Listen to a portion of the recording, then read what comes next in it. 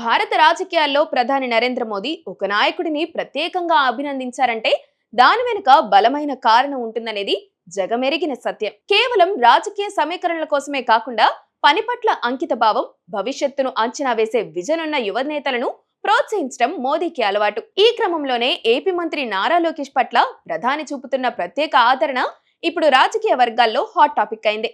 చంద్రబాబు నివాసంలో దాదాపు గంటన్నర పాటు గడిపిన సమయంలో ప్రధాని ఎక్కువగా లోకేష్ తో సమకాలీన రాజకీయాలు, ప్రపంచ పరిణామాలు, మారుతున్న యువత ఆలోచన ధోరణిపై సుదీర్ఘంగా చర్చించడం వారి మధ్య ఉన్న బలమైన అనుబంధానికి నిదర్శనం. లోకేష్ పనితీరులో మోదీని అత్యంతంగా ఆకట్టుకున్న అంశం కేవలం ప్రణాళికలు రచించడమే కాదు, వాటిని 100% విజయవంతంగా అమలు చేసే తీరు. విశాఖపట్నంలో జరిగిన అంతర్జాతీయ యోగా దినోత్సవం దీనికి ఒక చక్కని ఉదాహరణ. ఆ కార్యక్రమాన్ని లోకేష్ నిర్వహించిన విధానం, మైక్రో లెవెల్ ప్లానింగ్ అంతా పగడ్బందీగా ఉందంటే దానిపై ఒక ప్రత్యేక పుస్తకాన్ని సిద్ధం చేయించి తన కేబినెట్ సహచరులకు మోదీ పంపిణీ చేయించారంటే లోకేష్ సామర్థ్యాన్ని మోదీ ఎంతలా గుర్తించారో అర్థం చేసుకోవచ్చు. ఏ పనినైనా నేర్చుకోవడమే కాదు, దాన్ని రాబోయే తరాలకు మార్గదర్శకంగా మార్చడంలో లోకేష్ చూపుతున్న చొరవ అసాధారణం. సాధారణంగా ప్రధాని అపాయింట్మెంట్ దొరకడమే కష్టం. అలాంటిది లోకేష్ ను కుటుంబంతో సహా ఆహ్వానించి ఏకంగా 2 గంటల పాటు సమయం కేటాయించడం